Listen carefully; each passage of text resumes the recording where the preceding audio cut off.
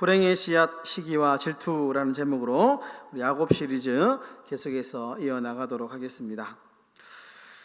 네, 러시아에서 좀 재미있게 내려오는 어떤 이야기 중에 한 대목인데요. 어떤 농부가 운 좋게 마술 램프를 발견하게 되었다고 합니다. 그래서 이 농부가 마술 램프를 막 문지르니까 거기에서 이제 요정이 딱 나타나가지고요, 소원을 들어주겠다 이렇게 이야기를 한 것입니다.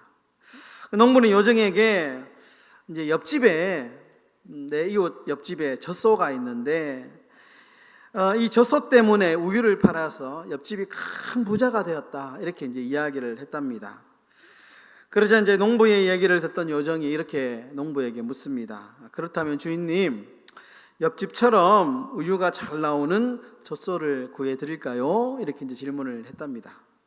그러자 농부가 요정을 바라보면서 이렇게 말합니다. 아니, 그냥 옆집 젖소를 죽여줘. 이렇게 이야기를 했답니다. 여러분, 나보다 남이 잘 될 때 우리가 어떻게 되냐면 마음에 좀 시기와 질투심이 생기죠. 인간의 좀 안 좋은 본성이기도 합니다. 남이 잘 되면 축하해주고 박수 쳐주고 더 잘 될 수 있도록 격려해줘야 되는데 마음 한켠에 괜히 나도 모르는 질투심이 생기고 시기가 생기죠. 우리나라 옛말에 사촌이 땅을 사면 배가 아프다 이런 말이 있는데요, 요즘에는 이 속담이 바뀌었답니다. 사촌이 땅을 사면 세무서에 투서를 한다, 이런 우스갯소리가 있습니다. 여러분, 질투와 시기, 이 감정의 문제는 단순한 감정의 문제라기보다는요, 훨씬 더 큰 부작용이 있습니다. 왜냐하면 이 시기와 질투가 남기는 상처의 후유증이 생각보다 심각하기 때문에 그렇습니다. 오늘 본문에 나오는 이야기를 보면 우리가 좀 잘 알 수 있는데요, 먼저 여러분, 레아와 지금 라헬의 이야기를 하고 있는데요, 레아와 라헬은 한마디로 정의하면 시기와 질투의 관계입니다. 여러분, 기억해보면 레아는 라헬을 좀 질투했죠. 왜냐하면 남편 야곱의 사랑을 독차지했기 때문에 어떻게 하면 남편 야곱의 사랑을 좀 받을 수 있을까? 레아가 라헬을 질투했습니다. 오늘 본문을 보면 이제는 라헬이 레아를 질투합니다. 왜냐하면 레아의 출산을 보고, 레아가 4명의 아들을 먼저 낳잖아요. 근데 반면에 라헬은 자신은 출산하지 못합니다. 그래서 레아를 보고 시기하고 질투하죠. 라헬의 시기와 질투는 여기서 멈추지 않습니다. 그저 감정으로 멈추는 것이 아니고 라헬이 레아를 이기기 위해서 편법을 쓰죠. 편법을 씁니다. 자신의 여종이었던 빌하를 통해서 자녀를 생산하게 하죠. 그리고 2명의 아들을 낳습니다. 그 아이가 이름이 단, 그리고 납달리라고 하는 이름입니다. 단의 이름은 억울함이 풀렸다라는 뜻이고요, 납달리의 뜻은 경쟁에서 이겼다라는 뜻입니다. 여러분, 이 이름의 뜻만 봐도 라헬이 품고 있던 이 시기와 질투의 감정이 얼마나 깊은지 우리가 좀 알 수 있죠. 얼마나 이 라헬의 질투와 시기가 정말 깊었는지, 그 상처의 골이 얼마나 깊은지 우리는 좀 짐작해 볼 수 있습니다. 여러분, 오늘 이야기에서 우리는 이 시기와 질투에 대해서 좀 여러분들하고 이야기를 좀 하려고 하는데요, 이 시기와 질투가 우리 신앙에 미치는 영향, 우리 삶에 미치는 영향이 어떤 것이 있는가에 대해서 한 4가지 정도로 정리해서 여러분들에게 좀 말씀드리고자 하는데요, 첫 번째로 여러분, 시기와 질투는 자기 자신을 병들게 합니다. 1절의 말씀인데요, 1절의 말씀 우리 다 같이 한번 읽어보겠습니다. 시작. 라헬이 자기가 야곱에게서 아들을 낳지 못함을 보고 그의 언니를 시기하여 야곱에게 이르되 내게 자식을 낳게 하라. 그렇지 아니하면 내가 죽겠노라. 여러분, 병 중에 특이한 질병이 있는데요, 여러분, 자가면역 질환이라는 병이 있습니다. 자가면역 질환 많이 들어보셨죠? 이 병은 내 몸에 있는 면역 체계가 내 몸을 공격하는 겁니다. 적과 아군을 구별하지 못하고 외부의 침투에 들어온 병균을 공격해가지고 내 몸을 지키는 것이 아니고 내 몸에 있는 이 어떤 그 좋은 어떤 그 이제 면역 체계를 내 몸이 공격하는 거예요. 나를 공격하는 거죠. 나를. 여러분, 시기와 질투의 특징이 이 자가 면역 질환하고 비슷합니다. 오늘 라헬의 고백을 보면 내게 자식을 낳게 하라. 그렇지 아니하면 내가 죽겠노라. 내가 죽겠노라. 실제로 지금 라헬이 엄청난 스트레스를 받고 있죠. 여러분, 근데 잘 생각해 보면 이 스트레스의 원인은 외부로부터 온 게 아닙니다. 라헬 스스로 만들어낸 거죠. 언니하고 비교해가지고 자식을 낳지 못하는 이 자신을 보고 막 스트레스를 받는 거예요, 스스로. 그러니까 스스로 막 자기를 공격하는 겁니다. 여러분, 시기와 질투의 특징이 뭐냐? 자기 자신을 공격하는 거예요. 여러분, 잠언 말씀에도 이런 말씀이 있습니다. 잠언 14장 30절에 보시면 시기는 뼈를 썩게 하느니라. 뼈를 썩게 하느니라. 여러분, 고대 근동사회에서 히브리 문화에서 뼈라고 하는 말은 자기의 존재의 중심을 의미합니다. 그러니까 시기와 이 질투라는 감정은 결국에는 자기 존재의 중심을 끊임없이 공격하는 거예요. 스스로 무너지는 병이에요. 여러분, 심리학자인 멜라니 클레인이라고 하는 학자가 이 시기와 질투를 정의하는데 시기와 질투를 가리켜서 자기 포식적 감정이다 이렇게 얘기했습니다. 그러니까 제가 말씀드렸던 자가 면역 질환하고 똑같죠. 자기 포식적, 자기를 잡아먹는 감정이 시기와 질투다. 실제로 2011년도에 일본의 한 연구에 의하면 질투는 누군가가 내가 막 남을 질투하잖아요. 시기하는 감정이 생기잖아요. 그러면은 내 뇌에서 코르티솔이라고 하는 스트레스 호르몬이 막 분비된답니다. 그러면서 어떤 현상이 일어나면 면역력이 저하된대요, 내 몸에. 그래서 이제 막 그 감기가 걸리기도 하고, 몸이 질병이 생기기도 하고, 수면 장애가 온답니다. 잠이 잘 안 오고, 심혈관 질환이 생기기도 하고 이런 위험이 높아진다는 실제 연구 결과가 있습니다. 끊임없이 시기 질투 때문에 내 몸이 자꾸 망가지는 거죠. 여러분, 두 번째로 시기와 질투는 관계를 병들게 합니다. 관계. 2절의 말씀 다 같이 한번 읽어보겠습니다. 시작. 야곱이 라헬에게 성을 내어 이르되 그대를 임신하지 못하게 하시는 이는 하나님이시니 내가 하나님을 대신하겠느냐. 지금 부부싸움이 일어났습니다. 라헬이 자녀를 생산하지 못하는 이 문제 때문에 결국 어떻게 되느냐, 관계의 문제가 생기죠. 야곱과 그렇게 관계가 좋았던, 야곱이 라헬을 얼마나 사랑했습니까? 근데 그렇게 해줬던 부부의 관계가 금이 가기 시작하고 관계의 문제가 생기기 시작합니다. 여러분, 시기와 질투는 반드시 관계를 병들게 합니다.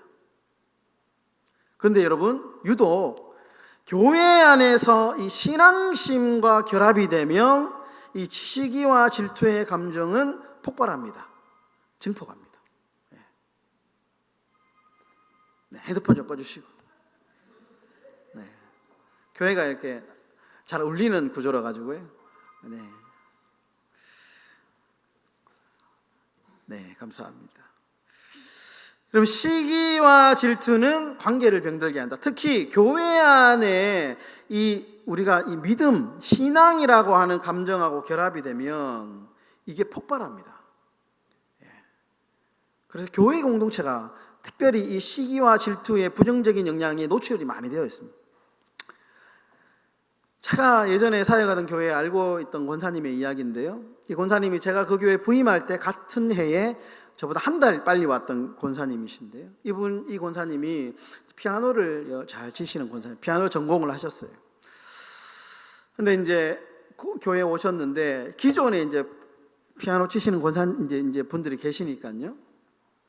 그런데 이제 그 교회는 이제 뭐 보통 새벽 기도, 그죠? 새벽 기도에 이제 저희 교회처럼 기도회 11조를 3일 동안 드리면 새벽에도 이제 찬양단 세워가지고 찬양을 합니다. 그러니까 반주자가 필요하잖아요. 근데 기존에 이제 반주자들이 새벽에 힘들어서 못 나오는 거예요. 그러니까 이제 교역자들이 어떻게 하냐면 해야 되니까 이제 이 권사님한테 부탁을 한 거예요. 근데 이 권사님은 부탁하면 무조건 오케이거든요. 이 권사님은 어떤 일을 맡겨도 이 권사님은 열심히 하겠습니다. 그러니까 이제 자연적으로 이 권사님한테 교역자들이 일단은 사역을 해야 되니까요. 그러니까 비워둘 수는 없으니까 계속 이제 이 권사님한테 부탁을 많이 하기 시작했습니다. 그러면서 점점 새벽에는 늘 이 권사님이 한마디로 땜빵을 한 거예요. 그러다가 이제 점점 이 권사님의 지분이 많아지기 시작합니다. 반주를 많이 하기 시작했다는 거예요. 그러니까 이제 수요 예배도 반주하기 시작하고 주일 3부 예배도 반주하기 시작하고 그러다가 이제 코로나가 탁 터졌는데 코로나 때 이제 아무도 이제 반주자들이 안 나오려고 하는 거예요. 근데 이 권사님이 이제 부탁하니까 이 권사님도 나오거든요. 그러니까 이 권사님이 자꾸 이제 나중에 어떤 현상이 일어났냐면 오해가 생기기 시작하는 거예요. 교역자들은 이 권사님만 좋아한다. 이 반주자만 좋아한다. 이 반주자만 찾는다. 불신이 막 생기기 시작합니다.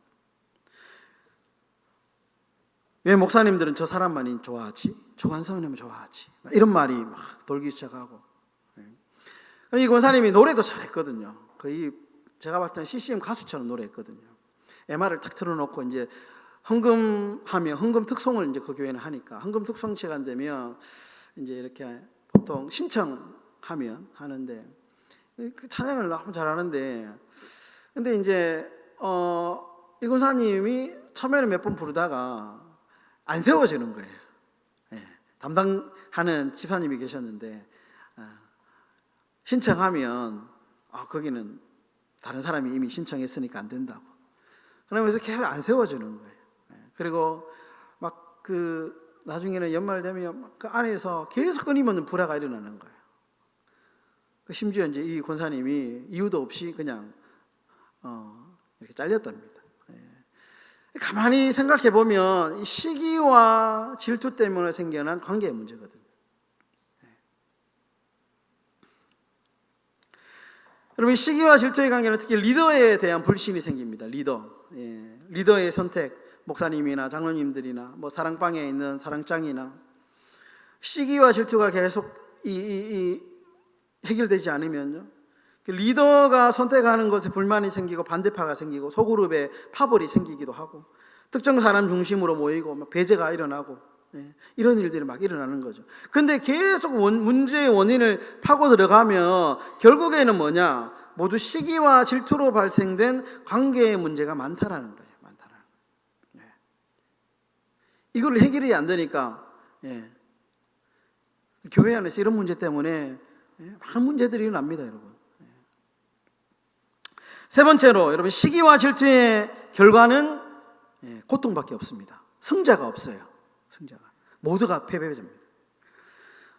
오늘 30장 6절부터 8절까지 우리 다 같이 한번 읽어보겠습니다. 시작. 라헬이 이르되 하나님이 내 억울함을 푸시려고 내 호소를 들으사 내게 아들을 주셨다 하고 이로 말미암아 그의 이름을 다한이라 하였으며 라헬의 시녀 비라가 다시 임신하여 둘째 아들을 야곱에게 낳음에 라헬이 이르되 내가 언니와 크게 경쟁하여 이겼다 하고 그의 이름을 납달리라 하였더라.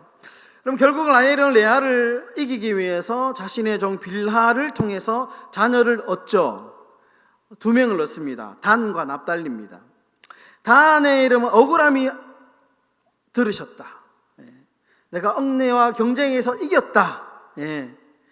스스로 라헬이 그렇게 평가하는 겁니다. 야, 나 이겼다. 나 이겼다. 너 이제 억울하지 않다. 스스로 그렇게 평가하죠. 여러분, 그런데 시기와 질투로 이 얻은 첫째 아들 다는 페루나가 됩니다. 페루나. 결과가 자신이 내가 이겼다 했는데 가만히 들어보면 이긴 게 아니에요. 창세기 49장 17절에 보시면 다한에 대해서 성경이 이렇게 평가합니다. 다는 길섭의 뱀이요 셋길의 독사로다. 말굽을 물어서 그 탄자를 뒤로 떨어지게 하리로다. 단이 끊임없이 이렇게 싸우는 폭력적인 어떤 이 지파로 전락하게 되거든. 그러니까 평생 싸움만 하고 다니던 단 지파가, 여러분 기억하실지 모르겠지만 사사기 마지막에 보면 그 사사기 이야기에 단 지파가 나오거든요. 하나님이 지정해 주신 땅, 거기 보니까 너무 험하니까 그 땅을 버리고 좋은 땅을 찾아서 막 돌아다니다가 어떻게 되느냐면 단 지파가 사라집니다. 성경에서. 여러분 요한계시록 보면 12지파가 나오는데 단 지파가 없어요. 이름도 없이 소문 없이 사라져 버립니다. 그러니까 혹자는 이런 이제 주장도 하는데, 단 지파가 이 아시아로 넘어와 가지고 우리나라의 당군의 우리나라의 조상이 되었다. 단 지파가 당군이 되었다. 뭐 이렇게 이제 약간 좀 전설적인 이야기를 하셔요. 뭐 그런 얘기도 있다라는 것만 아시면 됩니다. 어쨌든 성경에서 이 단 지파는 사라져 버립니다. 사라져 버려요. 결말이 좋지 않아요.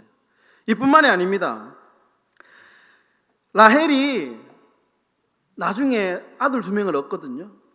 요셉을 낳습니다. 유명한 요셉도 낳고 베냐민을 낳습니다. 그런데 라헬이 베냐민을 낳다가 산고로 죽습니다. 그리고 라헬이 죽은 뒤에 보통 이제 조상들, 우리나라도 그렇지만 묘지가 이제 문중묘가 있잖아요. 그 당시에도 죽으면 그 가문에 땅이 있기 때문에 아브라함 이 막벨라 굴이라고 하는 그런 문중에 땅이 있었는데 거기에 묻히지 못합니다. 라헬이 그냥 길가에 묻힙니다. 길가에. 그러니까 나는 이겼다, 야 나는 언니 이겼다 이렇게 이야기했지만 사실 그 인생을 면면히 살펴보면 이긴 인생이 아니었어요. 시기와 질투로 얼룩진 인생은 여러분 승리가 없습니다. 고통밖에 없어요. 예레미야 선지자는 예레미야 31장에서 라헬을 이야기하면서요, 라헬을 고통을 상징하는 어머니로 묘사합니다. 고통을. 여러분 시기와 질투의 결과는 고통밖에 남지 않는다. 우리가 명심해야 됩니다. 결론적으로 그럼 예수 믿는 우리 그리스도인들은 이 시기와 질투의 문제를 어떻게 대해야 될까? 4가지로 정리했는데, 첫 번째는 하나님께서 내게 주신 것을 감사로 받아야 됩니다. 감사로. 여러분 질투는 나에게 없는 것에 집중하죠. 그러다 보니까 질투가 생기잖아요. 저 사람은 가지고 있는데 나는 안 가지고 있어요. 그러다 보니까 이 감정의 방향이 이렇게 어그러지는 거죠. 그래서 질투가 생기는 거죠. 나한테 없는 것을 질투하는 거잖아요. 그런데 감사는 뭡니까? 내가 받은 것, 이미 받은 것에 대한 것에 감사죠. 그러니까 우리가 이미 받은 것, 감사에 집중해야 됩니다. 그래서 우리 기독교가 계속 감사를 강조하는 이유가 있습니다. 감사. 감사는 이미 받은 것에 초점을 맞추기 때문에 그렇습니다. 그래서 모든 것을 하나님의 선물로 받아들이는 태도가 필요합니다. 데살로니가전서 5장 18절에 아주 우리가 잘 알고 있는 유명한 말씀이죠. 우리 다 같이 한번 읽어보도록 하겠습니다. 데살로니가전서 5장 18절 시작. 범사에 감사하라. 이것이 그리스도 예수 안에서 너희를 향하신 하나님의 뜻이니라. 범사에 감사하라. 두 번째로 여러분 타인의 은혜를 축복으로 여기며 함께 기뻐하는 겁니다. 함께. 여러분 남이 잘 되면 함께 기뻐하는 겁니다. 함께. 질투의 반대는 축복이죠. 다른 사람의 성공을 볼 때 함께 기뻐하고 함께 축복하고 더 잘 될 수 있도록 기도해 주는 것. 이런 태도를 훈련해야 됩니다. 이것은 훈련이 필요합니다. 남이 잘 될 때 박수 쳐주고 더 잘 될 수 있도록 내가 뭐 도와줄 일은 없냐. 이런 태도는 훈련이 필요합니다. 그러면 이 기쁨을 함께 나눌 때 이 질투라고 하는 감정이 우리 안에 들어올 공간이 없죠. 로마서 12장 15절에 이렇게 말씀합니다. 즐거워하는 자들과 함께 즐거워하고 우는 자들과 함께 울라. 즐거워하는 자들과 함께 즐거워하고 우는 자들과 함께 공감하는 것. 얼마나 이런 공동체가 되면 얼마나 우리 행복한 교회가 정말 이름대로 행복하고 아름다운 공동체가 되겠습니까? 그래서 남이 잘 되고 남 잘하는 거 있으면 박수 쳐주고 격려해주고 더 잘할 수 있도록. 세 번째, 정체성 회복에 집중해야 됩니다. 무슨 말이냐 하면 여러분 질투의 뿌리는 뭐냐? 가만히 보면 자존감의 부족에서 오는 겁니다. 자존감이 부족해요. 여러분 이런 생각이 필요합니다. 나는 하나님께 고유하고 소중한 존재이고 타인과 비교할 필요가 없는 존귀한 존재이다라는 것을 기억해야 됩니다. 우리가 주일학교 아이들 찬송 중에 나는 걸작품이라는 찬송이 있잖아요. 나는 걸작품. 나는 걸작품인 거예요. 비교할 필요가, 나라는 존재는 이 지구상에 하나밖에 없습니다. 나밖에 없습니다. 똑같은 존재가 없어요. 심지어 쌍둥이도 나하고 다릅니다. 하나님이 만드신 최고의 걸작품이죠. 그러니까 비교의 대상이 아니고 고유한 대상입니다. 자신을 사랑하십시오. 나도 남이 가지지 않은 것을 부러워하지만 남도 그 사람이 가지지 못한 걸 내가 가지고 있거든요. 비교의 대상이 아니고 내가 가지고 있는 것에 집중하죠. 내가 가지고 있는 것, 내가 할 수 있는 것에 집중하는 겁니다. 어떤 사람은 찬송을 잘하는데 나는 좀 찬송에 좀 기질이 없어요. 그런데 나는 또 요리를 잘해. 또 저 요리 거기에 집중하고. 그러니까 비교하지 않고 내가 가지고 있는 독특한 달란트에 집중하는 겁니다. 시편 139편 14절에 이런 말씀이 있습니다. 내가 주께 감사하오면 나를 지으심이 심히 기묘하심이라. 기묘하심이라. 하나님이 나를 만드셨는데 그것은 전 지구상에 하나밖에 없는 존재. 얼마나 신비합니까? 마지막 네 번째로 성령의 열매를 맺는 삶으로 우리가 살아요. 성령 충만한 삶을 구해야 됩니다. 여러분 시기와 질투는 육체의 열매죠. 성경은 그렇게 말합니다. 육체의 열매라고. 갈라디아서에서 보시면. 근데 이것을 극복하기 위해서는 의지만으로는 불가능합니다. 부족합니다. 그래서 우리가 성령의 인도를 따라 살아가는 삶이 필요합니다. 성령 충만함을 구해야 됩니다. 내가 스스로 이 시기와 질투의 감정을 억제하기는 사실 불가능하거든요. 성령에 사로잡힌 인생이 되어야 됩니다. 성령 안에서 걷는 삶이 질투와 비교를 이기게 하고 사랑과 평안으로 충만한 인격을 맺게 합니다. 갈라디아서 5장 19절과 23절에 보시면 이렇게 말씀하죠. 육체의 일은 원수 맺는 것과 시기와 분냄이니 오직 성령의 열매는 사랑과 희락과 화평. 날마다 성령의 충만을 받아야 될 이유가 바로 여기에 있는 겁니다. 우리 사랑하는 행복한 교회 성도 여러분, 시기와 질투는 나를 병들게 합니다. 결국 내가 망가지는 길입니다.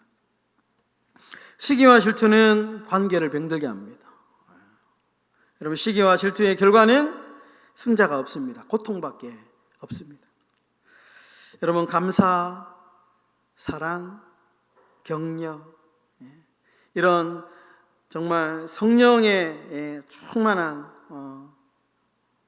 삶으로 인하여서 우리의 삶이 시기와 질투를 이기며 하나님이 우리에게 맡겨주신 이 몸된 교회를 잘 세워나가시는 저와 여러분들의 삶이 다 되시기를 예수님의 이름으로 축원합니다.